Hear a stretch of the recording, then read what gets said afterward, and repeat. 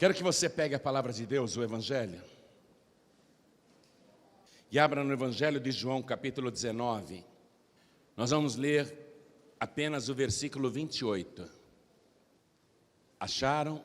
Evangelho de João, capítulo 19, versículo 28. E em reverência à palavra de Deus, vamos ficar todos de pé?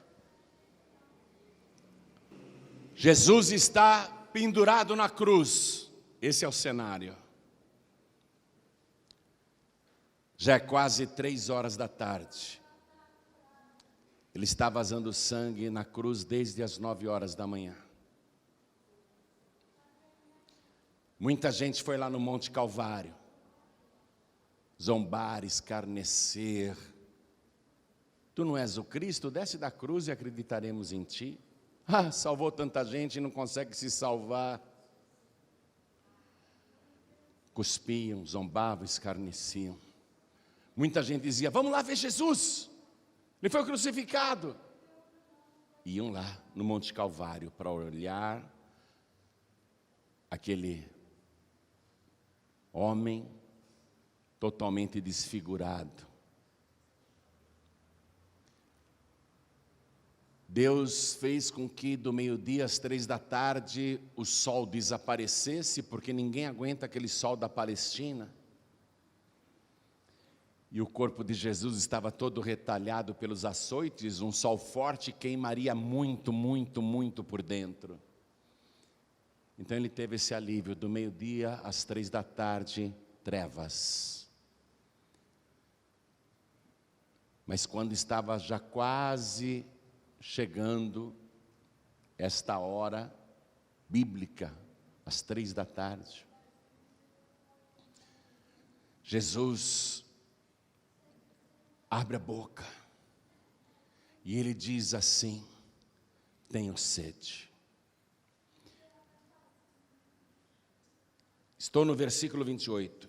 Depois, sabendo Jesus que já todas as coisas estavam terminadas, para que a Escritura se cumprisse, disse, tenho sede. Você não sabe o que é ter sede em Israel. Eu já fiz umas 17, acho que eu vou fazer a 18ª viagem para Israel agora. A gente tem que andar com uma garrafinha de água o tempo todo, porque uma simples caminhada resseca toda a garganta.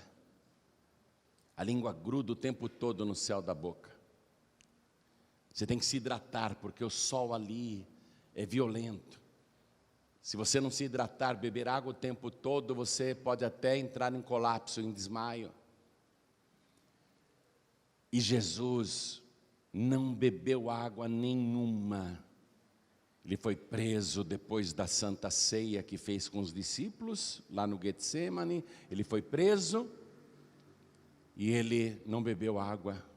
Foi julgado, passou por 7 tribunais, condenado, mesmo todos declarando ele inocente. E ele foi crucificado às 9 horas da manhã, não bebeu nenhuma água. Ficou vazando sangue, desidratando até às 3 da tarde.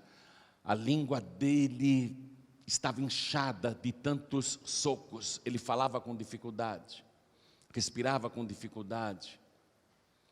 A garganta muito seca, a língua grudando no céu da boca. E ele diz, tenho sede. Vou ler de novo o versículo 28.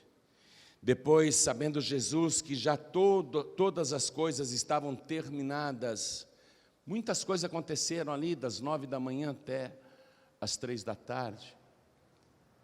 E desde a sua prisão, quantas coisas aconteceram que estavam previstas nas profecias do Antigo Testamento. Só faltava uma coisa para concluir as profecias do Antigo Testamento. Só faltava ele beber vinagre.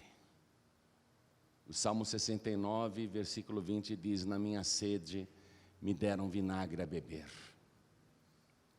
Então Jesus, naquele momento, sabendo que tudo já estava cumprido e só faltava uma profecia do Antigo Testamento para se cumprir, ele diz: tenho sede. Agora eu leio mais uma vez e cada pessoa que está comigo aqui na Paz e Vida de Mauá repete em seguida. Vamos lá.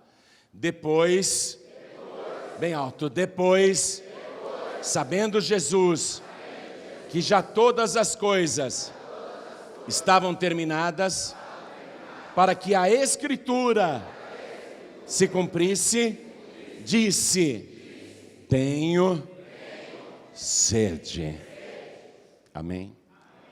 Quem acredita que ele disse isso? Naquela hora, quase às 3 da tarde, quem acredita? Ele disse sim. Quem escreveu isso aqui foi João, o discípulo. O único que seguiu Jesus desde o primeiro até o último dia. O único discípulo que não fugiu como os demais e estava ali debaixo da cruz, acompanhando junto com a mãe de Jesus a agonia do Filho de Deus. E João, o discípulo, ouviu e testemunhou quando Jesus, com dificuldade, disse: tenho sede. E João viu o que fizeram depois. Então, nós temos o relato de uma testemunha ocular que estava ali. O único discípulo que estava ali. Quem acredita que isso realmente aconteceu? Então vamos dar para essa palavra a melhor salva de palmas. Mas tem que ser a melhor que já se ouviu em Mauá. E enquanto você aplaude, abra a boca e diga glória ao teu nome, Senhor. Diga glória, glória ao teu nome, Senhor. Não tenha vergonha não, diga mesmo. E você que está nos acompanhando à distância, pelo rádio, pela TV, pela internet, pelo youtube.com/JoãoRibe, junte-se a nós aqui em Mauá. Abra a boca e diga glória, glória ao teu nome, Senhor. E aplauda também, aplauda mais ainda. Pai querido e Deus amado, em toda parte estão te aplaudindo e te glorificando. Abre o céu para receber este louvor. E sobre cada uma destas vidas, derrame agora a tua bênção, a tua virtude, o teu poder. Pai querido, a tua palavra vai ser pregada. Vem com teu espírito, tome a boca do pregador, tome os lábios do mensageiro. Envia a tua palavra com poder e autoridade. E que a tua palavra vá, percorra toda a terra e produza o resultado para o qual está sendo mandada. Em nome de Jesus. Diga amém, Jesus. Podeis sentar, por favor. Um dia, muito tempo antes de Cristo, o próprio Senhor desceu do céu e revelou 4 coisas que uma pessoa precisa fazer para ter os seus pecados perdoados, para ter uma vida abençoada e para ter as suas enfermidades saradas e a sua família também sarada. Deus disse assim, e está no 2º livro de Crônicas, capítulo 7, versículo 14. Deus disse assim: se o meu povo, que se chama pelo meu nome, se humilhar e orar, e buscar a minha face, e se converter dos seus maus caminhos, então eu ouvirei as suas orações, perdoarei os seus pecados e sararei a sua terra. Então, qualquer pessoa que fizer isso, suas orações serão ouvidas por Deus, seus pecados serão perdoados e a sua vida em todas as áreas será sarada. E nunca houve ninguém mais fiel e que buscasse a Deus e orasse mais e se humilhasse mais do que o Senhor Jesus. E veja, ele não precisava se converter dos seus maus caminhos, porque ele nunca andou pelo mau caminho e Jesus nunca teve pecados. então ele nem precisaria se humilhar na presença de Deus, mas ele se humilhou. O Evangelho diz que ele, mesmo sendo em forma de Deus, não teve por usurpação ser igual a Deus. E achado na forma de homem, ele se aniquilou a si mesmo, tomando a forma de servo. Ele se humilhou a si mesmo. Ninguém orou mais do que ele. Ele passava noites em oração, madrugadas em oração. Ele levantava com o dia escuro ainda para orar. Ninguém jamais orou mais do que ele. E ninguém buscou mais a face do Pai do que o próprio Jesus, o tempo todo. E ele não precisava, porque isso Deus exigiu de pecadores para que se convertessem dos seus maus caminhos. Jesus não precisava, ele não era pecador. Mas o segredo foi passado para todo o povo de Deus. Deus falou: se o meu povo fizer isso, então eu ouvirei as suas orações, perdoarei os seus pecados e sararei a sua terra. Pois bem, Jesus Cristo está padecendo agora a pior morte possível. Era a execução mais terrível que existia, e acho que até hoje não há meio de executar um condenado que seja mais sofrível do que a crucificação, porque é terrível. E Jesus estava lá, agonizando. Então alguém pode dizer: falhou, né, pastor? Falhou, porque veja, ele se humilhou tanto, orou tanto, buscou tanto, e nunca houve ninguém mais convertido do que ele. Nunca houve ninguém tão santo quanto ele. E olha como ele terminou. Então essas 4 revelações de Deus aí não funcionaram para Jesus, né, pastor? Você vai entender o que aconteceu com ele. Jesus, pendurado ali no madeiro, ele está pedindo água. Daqui a pouco ele vai morrer. Ele diz: tenho sede. Mas você viu o que ele pregou no Sermão da Montanha? Vá comigo em Mateus capítulo 6, no versículo 31. Quando ele ainda estava livre, andando e pregando em toda parte, na pregação do Sermão da Montanha, olha o que ele disse para a multidão: não andeis, pois, inquietos, dizendo: que comeremos, ou que beberemos, ou com que nos vestiremos. Ele não tem o que comer lá na cruz, ele não tem o que beber lá na cruz, e ele está nu. E não tem vestimenta. Naquela pregação, ele falou para a multidão no versículo 32, porque todas essas coisas as pessoas do mundo procuram. De certo, o vosso Pai Celestial bem sabe que necessitais de todas essas coisas. Mas buscai primeiro o reino de Deus e a sua justiça, e todas essas coisas serão acrescentadas. Ninguém nunca buscou mais o reino do que ele. Como que ele está nessa situação? Falhou para ele isso também? Será que Deus, que Jesus disse, o vosso Pai Celestial sabe que necessitais de todas essas coisas, o Pai não sabia que ele ia ter sede na cruz? Muita sede? Não podia ter providenciado lá uma botija com água limpa, cristalina e fresquinha? Se o Pai sabe todas as coisas antes que a gente precise, o Pai não sabia que o filho dele iria ter sede ali? E Jesus não pregou que o Pai providencia tudo antes? Falhou então para Jesus? E como que Jesus pode estar pedindo água, se na festa dos tabernáculos, e esse relato está no Evangelho de João capítulo 7, versículo 37, no grande dia da festa dos tabernáculos, quando a água de Siloé, que significa o enviado, estava sendo derramada sobre o altar, Jesus entra na frente, abre os braços e diz, olha o que está escrito aqui, João 7,37. Se alguém tem sede, que venha a mim e beba. Se ele é a fonte de água viva, como que ele está com sede agora? Se ele se ofereceu para matar a sede dos sedentos, se ele é a fonte da água viva, como que ele está com sede agora? E Jesus diz: eu tenho sede.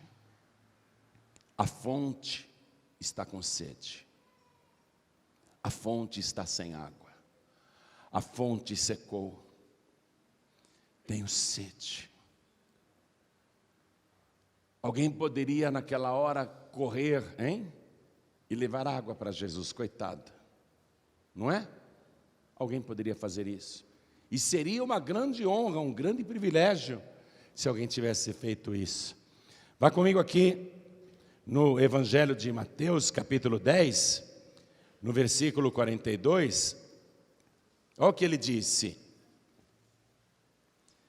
e qualquer que tiver dado só que seja um copo de água fria a um desses pequenos, em nome de discípulo, em verdade vos digo que de modo algum perderá o seu galardão. Olha o que ele falou aqui. Se alguém desse um copo com água fria para qualquer discípulo, só porque é discípulo, para um pequeno discípulo, não perderia o galardão. Agora imagine qual privilégio seria naquela hora que Jesus disse: tenho sede, alguém levar um copo com água fria, não para um discípulo, mas para o mestre, para o dono de todas as coisas, hein? Se eu pegar um copo de água fria e dar para você, porque você é discípulo, eu já vou ser abençoado no futuro. Imagine se alguém naquela hora tivesse pego um copo com água fria e dado para Jesus. Mas não apareceu ninguém para dar um copo com água fria para ele. Perderam a oportunidade. Mas ali, quando ele disse: tenho sede, o que foi que deram para ele? Volte comigo lá, no Evangelho de João, capítulo 19. Agora nós vamos ler o versículo 29. Quando Jesus disse: tenho sede, estava, pois, ali um vaso cheio de vinagre. Um vaso cheio de vinagre. E encheram de vinagre uma esponja, e pondo-a num isopo, quer dizer, num galho, lhe chegaram à boca. E quando Jesus tomou o vinagre, disse: está consumado. Está consumado, pronto. Tudo que o Antigo Testamento contava com antecedência que fariam comigo, faltava só essa profecia, escrita 1000 anos antes, no Salmo 69, vamos lá, versículo 20. Por isso que Jesus disse: está consumado. Essa foi a última profecia do Antigo Testamento que declarava: vão fazer tudo isso com ele. 1000 anos antes de Cristo foi escrito isso aqui. Escute, a escritura que Jesus tinha que cumprir. Salmo 69, versículo 20 diz: afrontas me quebrantaram o coração, e estou fraquíssimo.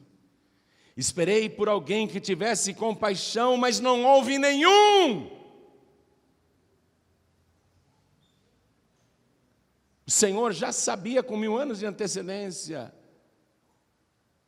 que Ele iria esperar por alguém que tivesse compaixão, mas não teria nenhum.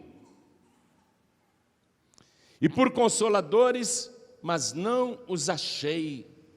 Deram-me fel por mantimento, e na minha sede me deram a beber vinagre. Na minha sede me deram a beber vinagre. Eles fizeram todo o oposto das 4 revelações de Deus. Aquela geração que viveu no tempo de Jesus, fez totalmente o oposto das 4 revelações. Ao invés de se humilhar diante do Senhor, eles humilharam o Senhor. Ao invés de orar ao Senhor, eles zombaram do Senhor. Ao invés de buscar a sua face, cuspiram no seu rosto, escarraram no seu rosto, na sua face. E ao invés de se converterem dos seus maus caminhos, fizeram pior que os próprios demônios. Era a hora e o poder das trevas. Você tem que entender que a palavra de Deus, ela tem uma declaração positiva, mas mesmo não havendo uma declaração negativa com relação àquilo, o negativo também acontece. Por exemplo, Jesus disse: buscai primeiro o reino de Deus e a sua justiça, e todas as coisas serão acrescentadas. Ótimo, é uma declaração positiva. Mas se eu não buscar primeiro o reino de Deus, nada me será acrescentado. O negativo está entendido aí. Quem compreendeu, levante a mão.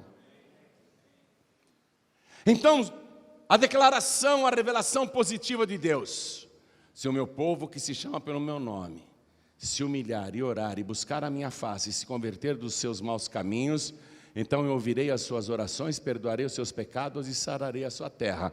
Essa é a revelação positiva. Mas o contrário, ainda que não esteja escrito, é a revelação negativa. Se o povo que não quer ser chamado pelo meu nome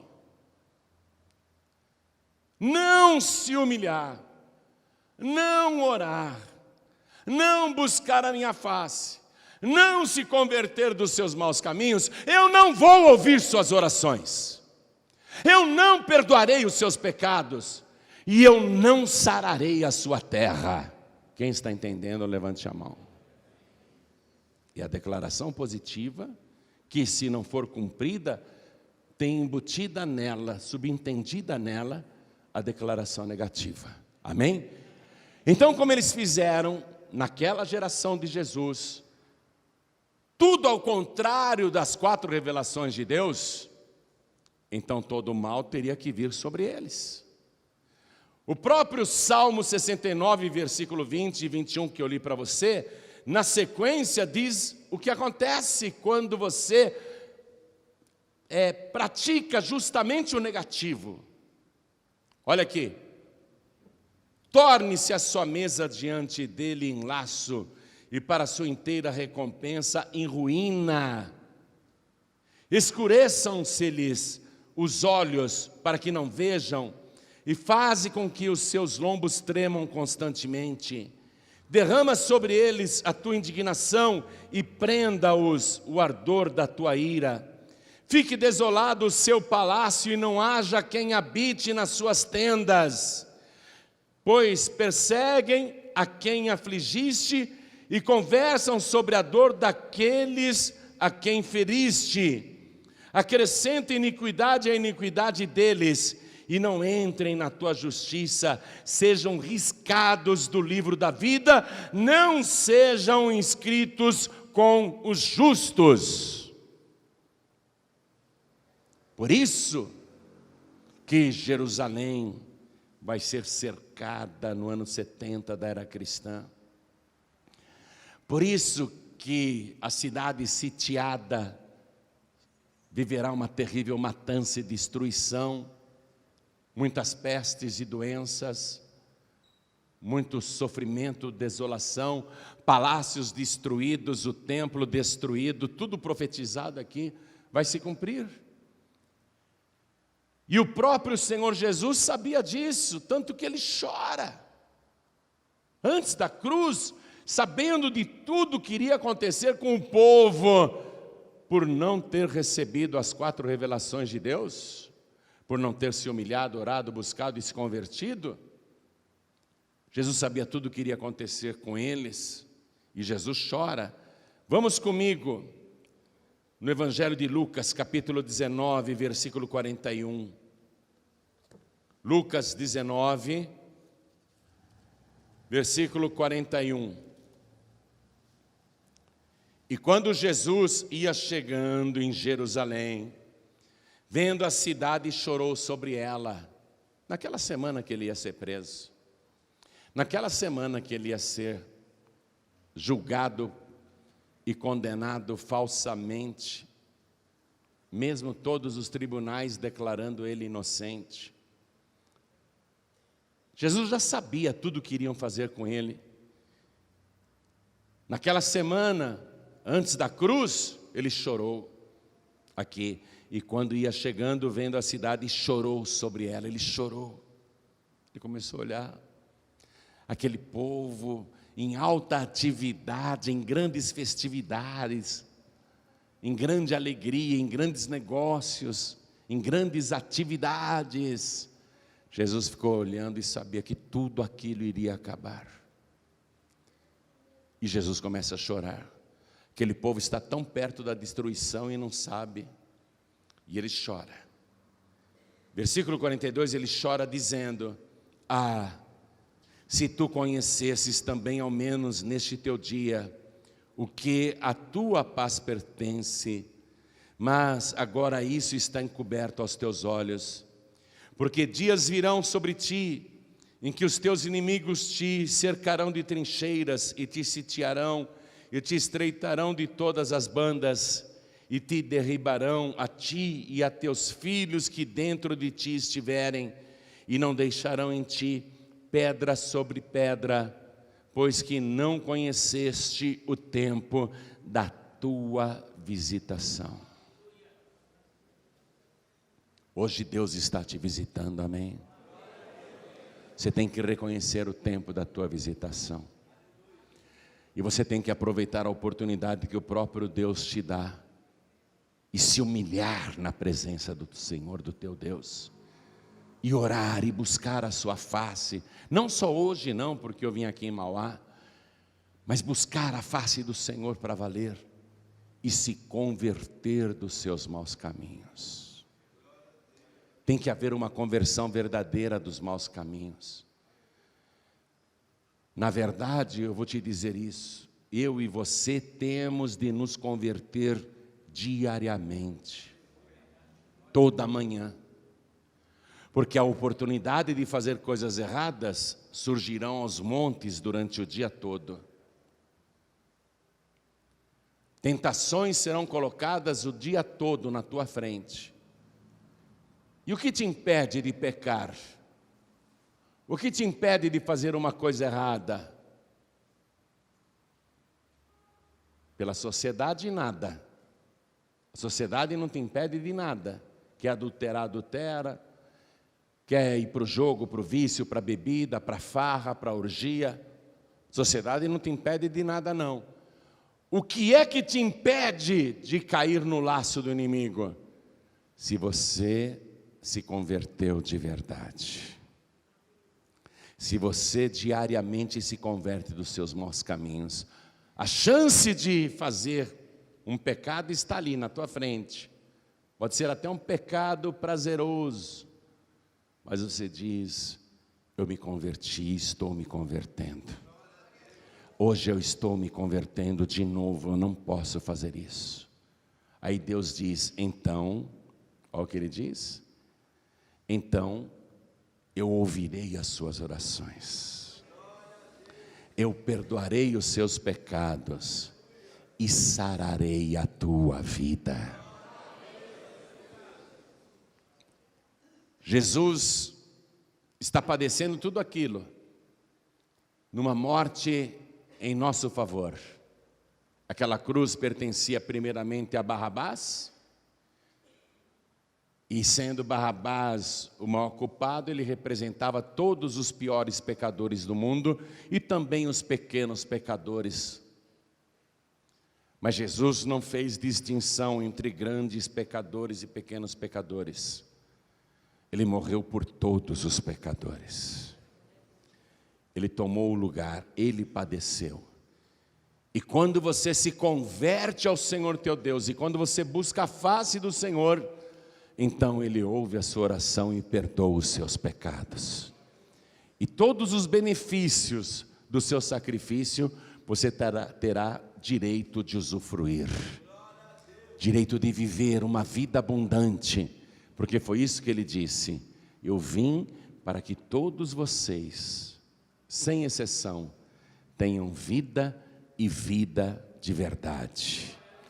A tenham com abundância, com fartura. Amém? Toda a igreja fique de pé. Aquela geração que viveu no tempo de Jesus perdeu a oportunidade de servir ao Senhor. Aquela geração não se humilhou diante de Jesus, pelo contrário, humilhou Jesus. Filho de Deus, então desce da cruz. Salvador, não consegue se salvar nem a si mesmo. Salvou os outros e não consegue se livrar. Zombaram, humilharam Jesus. Filho de Deus, coisa nenhuma, humilharam Jesus. Ao invés deles se humilharem na presença do Senhor, eles humilharam o Senhor. Ao invés de orar, eles zombaram, escarneceram, tripudiaram. Diziam palavras vãs, sem temor algum. Abriam a boca para proferir impropérios, eles não oraram. A boca foi aberta para ofender Jesus, não para louvar Jesus, não para agradecer Jesus. Aquela geração fez tudo errado. Ao invés de buscar o Senhor, buscar a face, eles diziam: vamos lá ver, vamos no Monte Calvário, Jesus foi crucificado, vamos lá ver, legal, vamos lá ver. Vamos lá ver Jesus crucificado, vamos ver o rosto dele como está. Ao invés de buscar a face do Senhor, eles foram buscar um espetáculo. Foram cuspir na sua face. Fizeram tudo errado. E a oportunidade de se converter dos seus maus caminhos estava ali diante deles. Era só se converter.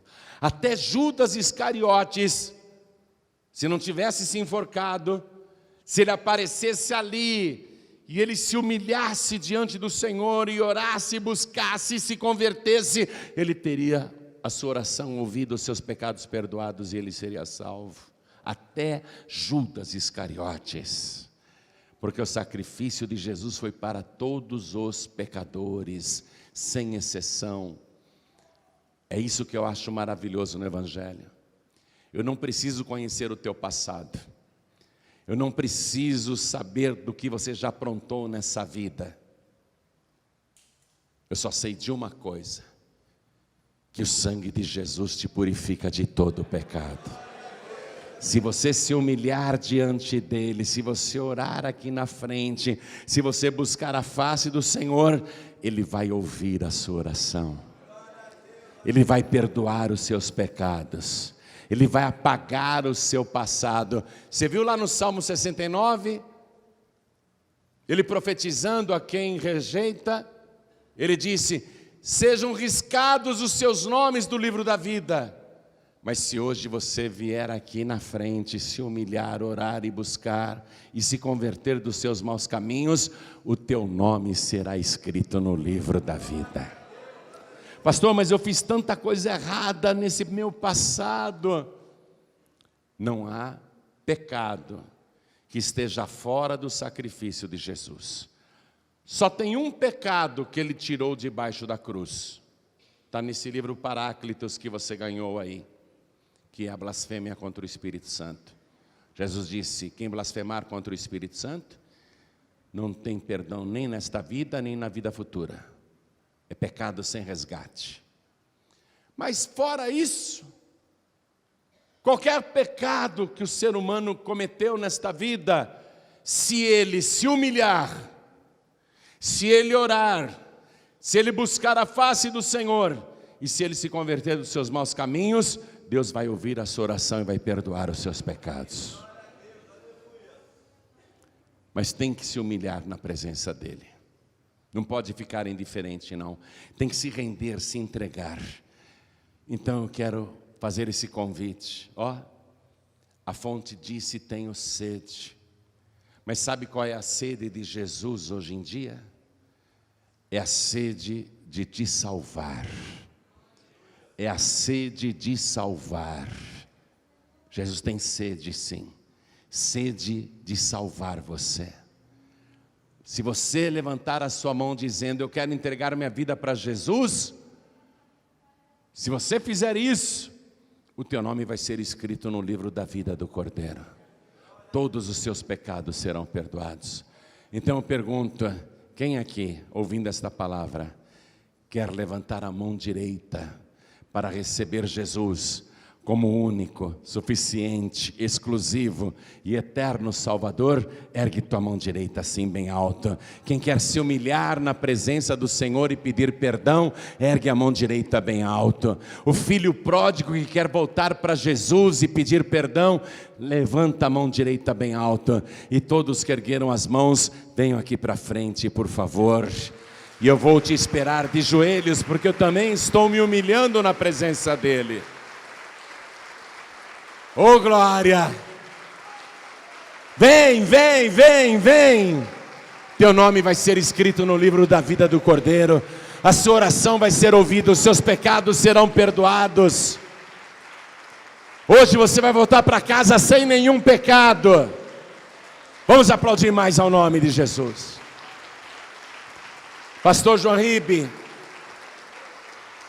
eu estou muito fraco na fé, com vontade até de desistir de tudo, não tenho mais vontade sequer de viver, perdi até a vontade de ir para a igreja, de orar, de ler a palavra. Eu sei, os dias são difíceis. Jesus disse que nos últimos dias o amor de muitos iria esfriar, mas você não pode deixar o fogo, a chama do Espírito Santo se apagar. Você não pode desistir, porque ele disse: quem perseverar até o fim será salvo. Pastor João Ribe, me ajuda, eu não quero perder a salvação, mas eu não tenho forças para continuar. Ajudo sim, vem aqui para frente que nós vamos orar por você, vem para cá. Todos que estão se sentindo fracos, todos que estão com dificuldades para seguir Jesus, vem aqui para frente. E vamos aplaudir muito ao nome de Jesus. Quando você diz: eu preciso do Senhor, então Ele ouve a tua oração. Quando você se humilha na presença dEle, Ele te diz: eis-me aqui. Oh glória! Nesse momento eu vou pedir para você que veio para frente se ajoelhar, e se mais alguém quiser vir para frente, venha, aproveita agora. Vou pedir para a igreja continuar de pé, a igreja continua de pé. Vou pedir para você que está na igreja aqui de Mauá, Grande São Paulo, estenda a mão direita na direção das pessoas ajoelhadas. E você que está de joelhos, coloque a mão direita sobre o teu coração. E quem estiver à distância, assistindo pela TV, ouvindo pelo rádio, assistindo no youtube.com/joãoribe, você que está à distância, mas quer entregar a vida para Jesus, voltar para Jesus, se for possível, se ajoelhe ao lado do teu rádio, ao lado do teu computador, ao lado do teu televisor. Mas se não dá para se ajoelhar, porque você está em trânsito, está dirigindo, está dentro de uma condução, mas quer entregar a vida para Jesus, coloque a mão direita sobre o teu coração. E todos que estão com a mão direita sobre o coração, orem assim comigo: meu Deus e meu Pai. Diga com fé: meu Deus e meu Pai, eu ouvi a tua palavra, e eu quero agora fazer as 4 coisas que o Senhor diz que são necessárias para ouvir a minha oração, para perdoar os meus pecados e para abençoar a minha vida. Eu estou aqui, Senhor, me humilhando. Estou na Tua presença, me humilhando agora. Eu estou orando a Ti, de viva voz, e estou buscando a Tua face. E vou Te buscar mais ainda, e a cada dia, como hoje, eu vou me converter dos meus maus caminhos. A cada dia eu vou me converter, porque eu quero estar na Tua presença. Pai querido, então ouve a minha oração, perdoa os meus pecados, sara a minha vida, porque eu declaro que o Senhor Jesus é o meu único, suficiente, exclusivo e eterno Salvador. Escreve, Senhor, o meu nome no livro da vida, e de maneira nenhuma risque o meu nome do Teu santo livro, porque eu preciso do Senhor e do Teu Santo Espírito. Fica comigo todos os dias, até o dia da minha partida, até o dia da Tua volta, até o dia do arrebatamento. Fica comigo, me ajuda, Senhor, a perseverar até o fim, porque eu tomo posse da minha salvação por Jesus Cristo, o meu único Salvador, para todos sempre. Amém.